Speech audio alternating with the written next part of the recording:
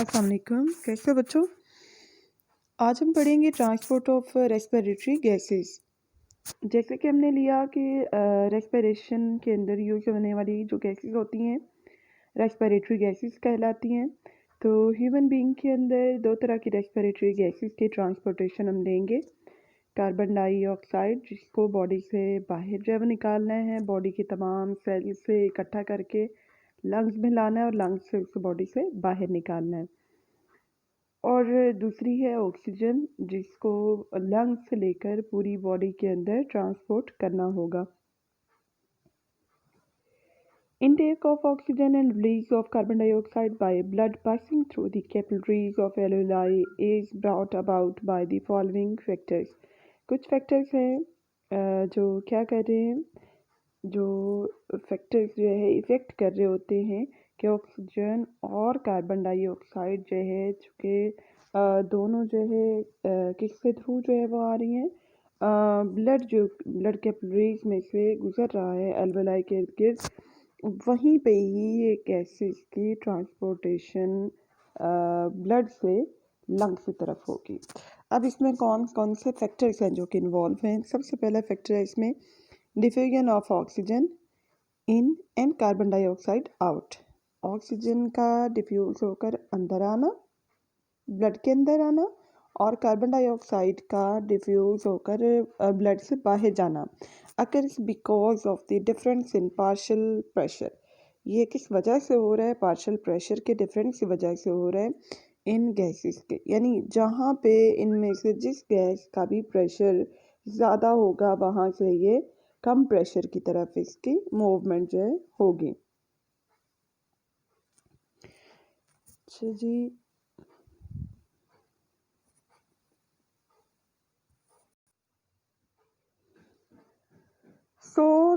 जो partial pressure का जो डिफरेंस होगा उसकी वजह से गैसेस की डिफ्यूजन मुमकिन होगी, यानी जहाँ भी प्रेशर ज़्यादा है वहाँ से कम प्रेशर की तरफ गैसेस डिफ्यूज होंगी।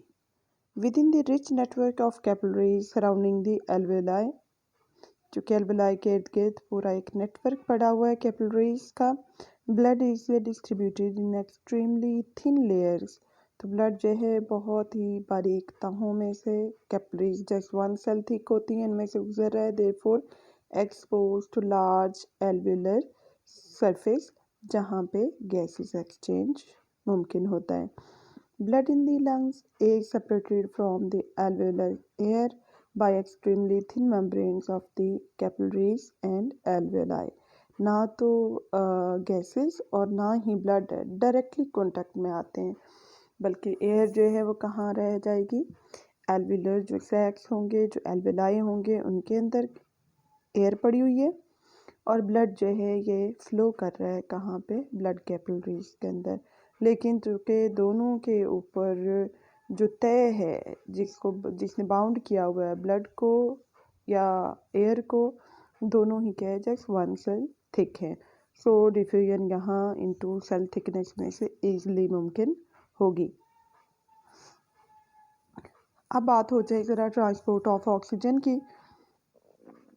In human beings, the respiratory pigment is hemoglobin। Respiratory pigment जिसने रेस्पिरेशन में हेल्प करनी है, ऑक्सीजन को ट्रांसपोर्ट करना है, वो हीमोग्लोबिन है। It is contained in the red blood corpuscles. Red blood जो सेल्स होते हैं, सेल्स को कॉर्पसेल भी कहते हैं। तो रेड ब्लड जो कॉर्पसेल्स होंगे या रेड ब्लड जो सेल्स होंगे इनके अंदर पड़ी होती है haemoglobin. Hemoglobin readily combines with oxygen to form bright red oxyhemoglobin। जब भी हीमोग्लोबिन बाइंड करती है, कंबाइन होती है ऑक्सीजन के साथ, तो वो ब्राइट रेड कलर बना लेती है ऑक्सीहीमोग्लोबिन। यानी ऑक्सीहीमोग्लोबिन कब बनती है? जब हीमोग्लोबिन कंबाइन होगी विद ऑक्सीजन और ऑक्सीजन रिएक्ट करेगी विद हीमोग्लोबिन, तो बनेगा oxyhaemoglobin. Oxyhaemoglobin is unstable. Oxyhaemoglobin unstable होने का मतलब ये है कि ये इसी फॉर्म में नहीं रह जाती, बल्कि इस फॉर्म से ये टूट जाती है and split into the normal purple red coloured haemoglobin. जो नॉर्मल और कलर है हीमोग्लोबिन का वो पर्पल रेड है। जब ये ऑक्सीहीमोग्लोबिन की फॉर्म में होती है तो ब्राइट रेड कलर में चली जाती है, और जैसे ही ये ऑक्सीजन को लूज करेगी तो ये अपने पुराने रंग में पर्पल रेड कलर के अंदर वापस आ जाएगी। And oxygen in the conditions of low oxygen concentration and less pressure.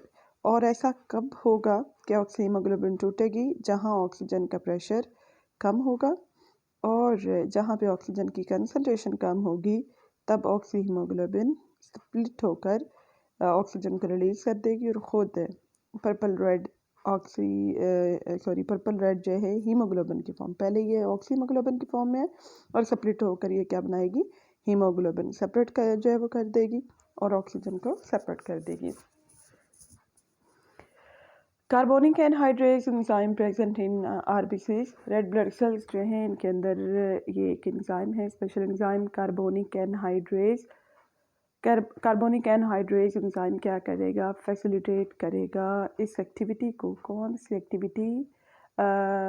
Carbonic anhydrase जो है ये हीमोग्लोबिन और ऑक्सीजन को बाइंड करने में और इसके स्प्लिटिंग में हेल्प करता है। In this way, hemoglobin act as an efficient oxygen carrier. So, hemoglobin क्या है? Efficient oxygen carrier है क्योंकि ये ऑक्सीजन को कैरी करती है in the form of oxyhemoglobin. A small proportion of oxygen also gets dissolved in the blood plasma. कुछ amount जो है वो ऑक्सीजन की वो ब्लड के अंदर डायरेक्टली, कुछ अमाउंट जो ऑक्सीजन की वो डायरेक्टली क्या हो जाएगी? डिसॉल्व हो जाएगी ब्लड प्लाज्मा के अंदर। और दो तरीके होंगे, एक तो हीमोग्लोबिन की फॉर्म में ऑक्सीजन कैरी की जा रही है और दूसरा कुछ प्रोपोर्शन इसका जो है वो डायरेक्टली ब्लड प्लाज्मा के अंदर डिसॉल्व हो रहा है। Haemoglobin can absorb maximum oxygen at the sea level. Haemoglobin में ये एबिलिटी है कि वो मैक्सिमम ऑक्सीजन को एब्जॉर्ब कर सकती है। किस लेवल पे? सी लेवल पे, सतह समंदर पे। अब सतह समंदर का मतलब ये नहीं है कि सैचुरेट करना है अगर हीमोग्लोबिन को तो आप जो है समंदर में जो है चल पड़े। सी लेवल का मतलब होता है कि जो आम जो सतह है ज़मीन की जो है ना वो सतह है, चूँकि इससे ऊपर जो है एटमॉस्फेयर है और नीचे की बात करें तो हाइड्रोस्फेयर जो है ना वो आ जाएगा। तो ये सतह आब जो है, आम जो सतह आब होती हैं या सतह समंदर होती है, उसके लेवल पे जो हीमोग्लोबिन है ये मैक्सिमम एब्जॉर्ब होती है। Maximum amount of oxygen which normal human blood absorb and carries at the sea level. अब चूँकि मैक्सिमम कैरी कहाँ पे हो रही है, एब्जॉर्ब कहाँ पे हो रही है ऑक्सीजन? सी लेवल पे। तो सी लेवल पे कितनी मैक्सिमम हो सकती है? अबाउट 20 मिलीलीटर पर 100 मिलीलीटर ऑफ ब्लड। यानी अगर ब्लड का आपके पास हमारी बॉडी के अंदर, या हम सिर्फ सैंपल लें किसी की भी बॉडी का सी लेवल के ऊपर, तो 100 मिलीलीटर ऑफ ब्लड में कितनी ऑक्सीजन मौजूद हो सकती है? 20 मिलीलीटर ऑक्सीजन मौजूद हो सकती है। This is the maximum capacity of haemoglobin. ये वो अमाउंट है जो मैक्सिमम हो सकती है, इससे ज़्यादा नहीं हो सकती। So this is the maximum capacity of the hemoglobin for oxygen when it is fully oxygenated। जब हीमोग्लोबिन मुकम्मल तौर पर प्रॉपरली ऑक्सीजनेटेड है, जितनी ऑक्सीजन ये कैरी कर सकती है इसने कैरी की हुई है, तो वो कितनी होगी? 20 मिलीलीटर पर every 100 millilitre of blood. When an oxygen tension is 115 millimetre mercury, जब ऑक्सीजन जो टेंशन है इसकी मेजरमेंट 115 मिलीमीटर मर्करी में हो तो हीमोग्लोबिन जो है वो 98% सैचुरेटेड होगी। यानी देखिए अगर वो मैक्सिमम है तो वो ज़ाहिर है मैक्सिमम कितना होता है? 100%। तो वो काउंट कितना है? 20 मिलीलीटर पर 100 मिलीलीटर। तो यहाँ हम बात कर रहे हैं कि जब ऑक्सीजन टेंशन जो है 115 मिलीमीटर मर्करी हो तो ऑक्सीजन को कैरी करने की हीमोग्लोबिन की जो कैपेसिटी है वो सिर्फ 98% रह जाएगी, 100% नहीं होगी। Therefore contains 19.6 millilitre of oxygen. तो अब 20 मिलीलीटर पर 100 मिलीलीटर जो है वो था वो 100% था, और इसका अगर आप 98% लें तो ये आप डिवाइड करें किस तरह से? 98 डिवाइडेड बाई 100 मल्टीप्लाइड बाय 20। तो ये आपके पास आंसर आएगा 19.6 मिलीलीटर ऑफ ऑक्सीजन पर 100 मिलीलीटर ऑफ ब्लड। ये कब की बात हो रही है? जब ऑक्सीजन टेंशन कितनी है? ऑक्सीजन टेंशन है 115 मिलीमीटर मर्करी। तो इसमें हीमोग्लोबिन कैरी करने की, ऑक्सीजन कैरी करने की कैपेसिटी कितने परसेंट रह जाएगी? 98% जो है ना वो रह जाएगी। और वो कितनी होगी? 20 मिलीलीटर और ओवर 100 मिलीलीटर में से 19.6 millilitre out of 100 milliliter of blood. This means that hemoglobin can be almost completely oxygenated by an oxygen pressure of 100 millimeter mercury. इसका मतलब है कि अगर 150 मिलीमीटर मरकरी पे ये सैचुरेशन इसकी जो है क्या है कम हो रही है, तो 100 मिलीमीटर मरकरी पे इसमें क्या होगा कि तकरीबन मुकम्मल तौर पर ऑक्सीजनेटेड होंगी हीमोग्लोबिन के molecule which is present in the lungs. और ये लंग्स के अंदर जो होता है हीमोग्लोबिन की ऑक्सीजनेशन होती है वो क्या होगी? 100% होगी। एनी हायर ऑक्सीजन प्रेशर, अगर ऑक्सीजन का जो प्रेशर है वो इससे भी ज़्यादा हो जाए, have the same result when oxygen pressure falls below 60। अगर ऑक्सीजन का प्रेशर 60 मिलीमीटर मरकरी से फॉल कर जाए, गिर जाए, कम हो जाए, as in many cells and tissues, जो कि अक्सर औकात हो भी जाता है, the oxygen saturation of the haemoglobin decrease very sharply. Oxygen जो हीमोग्लोबिन ने कैरी की हुई है वो डिक्रीज हो जाएगी बहुत जल्दी जल्दी। This result in the liberation of large quantities of oxygen. इसका मतलब है कि अब हीमोग्लोबिन इसको अपने साथ बाइंड नहीं रखेगी बल्कि उसको रिलीज़ कर देगी। ऑक्सीजन को हीमोग्लोबिन ने क्या करना है? रिलीज़ कर देना है। हीमोग्लोबिन स्प्लिट होकर ऑक्सीजन को रिलीज़ करेगी और ख़ुद जो पर्पल रेड नॉर्मल इसका कलर होता है हीमोग्लोबिन का, उसमें कन्वर्ट हो जाएगी। In this way, in the tissue where oxygen tension is low, oxyhemoglobin dissociate rapidly. Dissociate का होने का मतलब ये है कि उससे जो एसोसिएशन था ऑक्सीजन के साथ वो ख़त्म हो रहे हैं, वो सेपरेट हो रही है ऑक्सीहीमोग्लोबिन से। ये ऑक्सीजन और हीमोग्लोबिन दो अलग अलग चीज़ें जो है और तेज़ी से अलग हो जाएंगी। There are three important factors which affect the capacity of hemoglobin to combine with oxygen.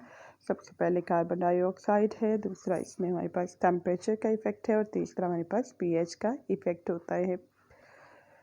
Carbon dioxide की कंसंट्रेशन का क्या इफ़ेक्ट है oxygen carrying capacity of haemoglobin पे? When carbon dioxide pressure increase, जब कार्बन डाइऑक्साइड का pressure increase करता है तो जो ऑक्सीजन टेंशन होगी अल्टीमेट बात है वो क्या हो जाएगी? डिक्रीज।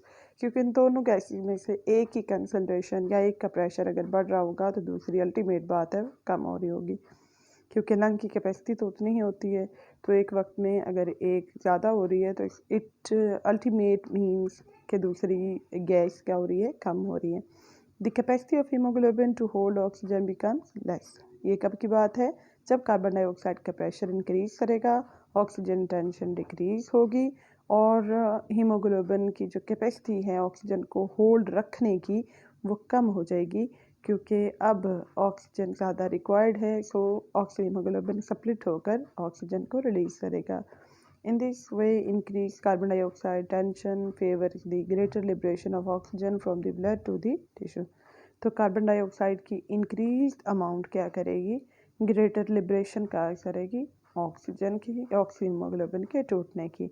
तो कैरिंग कैपेसिटी जो है वो कार्बन डाइऑक्साइड के साथ क्या है? डायरेक्टली प्रोपोर्शनल है।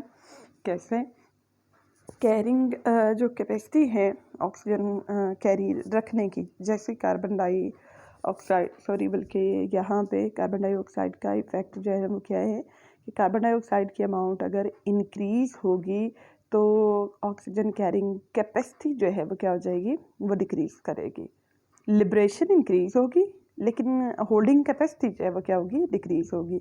मींस कार्बन डाइऑक्साइड और oxygen carrying capacity of haemoglobin के दरमियान इरिवर्सिबल रिएक्शन है। एक चीज़ बढ़ेगी तो दूसरी अल्टीमेट बात है कम होगी।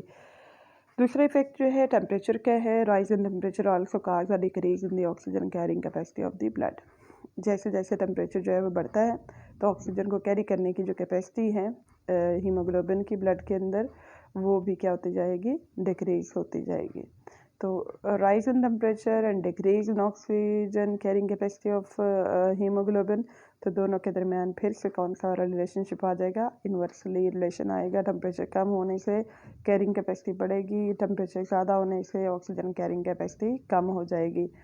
इन दी इंक्रीज मस्कुलर एक्टिविटी, जब हम कोई मस्कुलर एक्टिविटी करते हैं तो हमारा बॉडी टेम्परेचर इंक्रीज करता है, और ज़ाहिर सी बात है मेटाबॉलिज्म को मेंटेन रखने के लिए ज़्यादा ऑक्सीजन चाहिए, इसलिए ऑक्सीजन जो है वो ऑक्सीहीमोग्लोबिन से निकल कर आज़ाद होकर ब्लड के अंदर जो है, टिश्यूज़ के अंदर जो है वो यूज़ होती हैं। सो टेम्परेचर जो है वो किस तरह से इफेक्ट करेगा ऑक्सीहीमोग्लोबिन को, कि इसकी carrying capacity, oxygen carrying capacity को रिड्यूस करेगा। तीसरा फैक्टर हमारे पास पीएच है। The pH of the blood also influence the degree to which oxygen binds to haemoglobin. PH ने भी इफ़ेक्ट करना है कि किस हद तक ऑक्सीजन जो बाइंड रहेगी हीमोग्लोबिन के साथ। अब पीएच आप जानते हैं क्या है, ये नेगेटिव लॉग होता है H+ आयन कंसनट्रेशन का as the pH of the blood decline. PH जो ब्लड की डिक्लाइन हो रही है, इसका मतलब है H+ आयन जैसे ज़्यादा होंगे, the amount of oxygen bound to haemoglobin also decline. तो पीएच डिक्लाइन होने से क्या होगा, ऑक्सीजन जो हीमोग्लोबिन के साथ बाउंड होनी है या उसकी जो कैरिंग कैपेसिटी है वो भी क्या हो जाएगी, डिक्लाइन हो जाएगी। और इसका मतलब है यहाँ पे इनके दरमियान रिलेशनशिप क्या है, डायरेक्टली प्रोपोर्शनल है। This occurs because decrease pH result, decrease जो पीएच है इसका इफेक्ट क्या होता है, from an increase in hydrogen ion. PH decrease, चूँकि पीएच जो है वो नेगेटिव लॉग है, तो पीएच कम होने का मतलब है H+ आयन कंसंट्रेशन इंक्रीज हो रही है, and the hydrogen ions combines with the protein part of the hemoglobin molecule causing a decrease in the ability of hemoglobin to bind oxygen. तो जहाँ पे ऑक्सीजन ने बाइंड करना है उसकी बजाय यहाँ पे इसके साथ क्या आके लग जाएंगे, H+ आयन जो है वो लग जाएंगे। तो ये वजह है कि पीएच जो है ब्लड की जैसे डिक्लाइन होती है तो ऑक्सीजन कैरिंग कैपेसिटी भी डिक्लाइन होती है, और जैसे ही पीएच जो है वो बढ़ती है तो ऑक्सीजन कैरिंग कैपेसिटी जो है ये भी बढ़ती है। Okay, conversely, an increase in blood pH result in an increased ability of hemoglobin to bind oxygen. तो ये थे जी हमारे पास 3 फैक्टर जो कि हीमोग्लोबिन की कैरिंग कैपेसिटी को इफ़ेक्ट करते हैं। यहाँ पे येलो बॉक्स के अंदर हमारे पास कुछ इन्फॉर्मेशन है, उनको हम देखेंगे। As a scuba diver descends in the sea, scuba divers वो होते हैं जो अपने साथ ऑक्सीजन के सिलेंडर और मास्क जो है वो लेके जाते हैं, जो गोताखोरी करते हैं सतह से नीचे। तो जैसे ही कोई स्कूबा डाइवर जो है, जो गोताखोर है, वो पानी के अंदर जो है वो उतरता है, the pressure of the water on his body prevents the normal expansion of the lungs. तो उसकी बॉडी के ऊपर वाटर का प्रेशर इतना ज़्यादा होता है कि जो लंग्स होते हैं उनकी एक्सपेंशन नहीं हो पाती।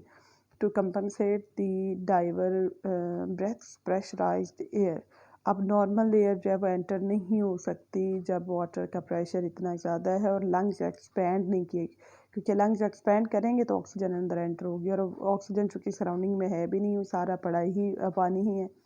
सो अब डाइवर जो है गोताखोर क्या करेगा, ही ब्रेथ्स प्रेशराइज्ड एयर, तो वो जो ऑक्सीजन का सिलेंडर लेके जा रहे हैं उसमें प्रेशराइज्ड एयर होती है, वहाँ पे एयर का प्रेशर जो है एडजस्ट जो है वो किया होता है, वो प्रेशर से एयर जो है वो एंटर होती है कहाँ पे, लंग्स में। So the diver breathes pressurized air from the air cylinders which has a greater pressure than the sea level air pressure. इसके बाद बात करेंगे हम ट्रांसपोर्ट ऑफ कार्बन डाइऑक्साइड की, कि कार्बन डाइऑक्साइड जो है इसकी ट्रांसपोर्टेशन जो है वो किस तरह से होती है। यहाँ पे एक येलो बॉक्स है, इसको जब हम डिस्कस कर लेते हैं पहले, कि कार्बन डाइऑक्साइड जो है which is much more important than oxygen. Carbon dioxide जो है ये ज़्यादा इम्पोर्टेंट है ऑक्सीजन के निस्बत, as a regulator of the normal alveolar ventilation, यानी गैसेस एक्सचेंज के लिए कार्बन डाइऑक्साइड ज़्यादा इम्पोर्टेंट है ऑक्सीजन के। अब ये बात हमारी समझ से तो जो है बालातर जा रही है, भला कैसे, कि हमें तो सांस लेने में ऑक्सीजन चाहिए, कार्बन डाइऑक्साइड तो हमने रिलीज़ करनी है, तो फिर क्यों कार्बन डाइऑक्साइड जो है वो ज़्यादा इम्पोर्टेंट है अगर हम बात करें रेगुलेटर ऑफ नॉर्मल एल्वियुलर वेंटिलेशन की और ब्रीदिंग के लिए। और ब्रीदिंग के लिए कार्बन डाइऑक्साइड ज़्यादा इम्पोर्टेंट है। क्यों है? But under certain circumstances are reduced partial pressure of the oxygen PO2 in the arterial blood does play an important stimulatory role, especially during the conditions of shock. Shock की हालत में जो partial pressure होता है oxygen का इसमें जो है वो रिड्यूस होकर क्या करेगा कि आर्टेरियल ब्लड के अंदर जो है एक इम्पोर्टेंट स्टिमुलेटरी रोल प्ले करेगा, जबकि कंडीशन जो है वो कौन सी वाली हो, शॉक की कंडीशन है। अब है क्या बात कि कार्बन डाइऑक्साइड जो है, चूँकि हमने कार्बन डाइऑक्साइड का इफ़ेक्ट क्या लिया है कि जब कार्बन डाइऑक्साइड का प्रेशर इंक्रीज़ करता है तो ऑक्सीजन की जो टेंशन होगी वो डिक्रीज़ होगी और जो कैरिंग कैपेसिटी है हीमोग्लोबिन की वो भी जो है क्या हो जाएगी, डिक्रीज़ हो जाएगी। अगर कार्बन डाइऑक्साइड का प्रेशर इंक्रीज़ नहीं होगा तो जो ऑक्सीजन है वो बाइंड ही रहेगी हीमोग्लोबिन के साथ, वो रिलीज़ नहीं होगी। तो ये वजह हम कहते हैं कार्बन डाइऑक्साइड जो है मच मोर इम्पोर्टेंट है as compare to oxygen in terms of regulator of normal alveolar ventilation और नॉर्मल ब्रीदिंग प्रोसेस। तो आज के लिए इतना ही। ट्रांसपोर्ट ऑफ कार्बन डाइऑक्साइड जो है वो इंशाल्लाह हम नेक्स्ट लेक्चर के अंदर डिस्कस करेंगे। तो इसमें शॉर्ट क्वेश्चंस जो हैं, एक तो ये फैक्टर्स आ जाते हैं आपके पास हीमोग्लोबिन की और ऑक्सीजन कैरिंग कैपेसिटी को इफ़ेक्ट करने वाले फैक्टर्स जो हैं, तो ये तीनों फैक्टर्स आप थोड़ा थोड़ा बता देंगे।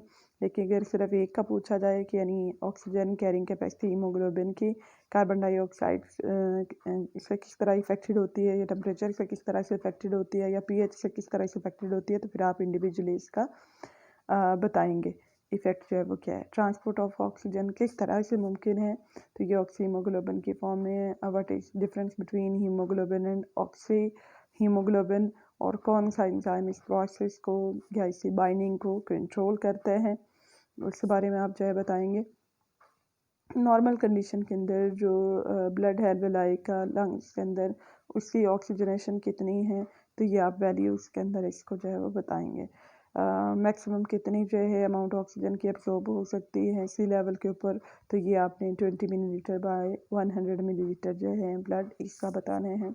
ऑक्सीजन प्रेशर जब 60 से बिलो होता है तब क्या होता है, तो ये आपने इफ़ेक्ट इसका जो है बताना है। हीमोग्लोबिन की जो कैरिंग कैपेसिटी है वो शार्पली डिक्रीज़ होती है अगर 60 मिलीमीटर मरकरी से कम ऑक्सीजन का प्रेशर जो है वो चला जाए। 100 का जो मिलीमीटर मरकरी का जो प्रेशर है, इसके ऊपर क्या इफ़ेक्ट होता है, इसमें जो हीमोग्लोबिन है वो कम्प्लीटली ऑक्सीजनेटेड होती है और ये लंग्स के अंदर अवेलेबल होती हैं। इस तरह ऑक्सीजन जो टेंशन है, अगर 115 मिलीमीटर मरकरी हो तो हीमोग्लोबिन कैपेसिटी कितनी होगी, तो ये 98% रह जाएगी, जो कि फुल में से 98% निकालें तो 19.6 millilitre out of 100 millilitre of blood जो है ये काउंट होगी। What you know about scuba divers, और why scuba divers use pressurised air और एयर सिलेंडर, यानी स्कूबा डाइवर एयर सिलेंडर को क्यों यूज़ करते हैं या प्रेशराइज्ड एयर को क्यों यूज़ करते हैं, तो रीज़न इसमें क्या होती है कि उन्होंने कंपनसेट करना है ब्रीदिंग को, ब्रीदिंग प्रोसेस को, क्योंकि जो वाटर का प्रेशर होगा वो नॉर्मल एक्सपेंशन ऑफ लंग्स को काज नहीं होने देगा, इसलिए इनको प्रेशराइज्ड एयर यूज़ करनी पड़ती है। तो आज के लिए इतना, अपना ख्याल रखिएगा। फ़ी अमानिल्लाह।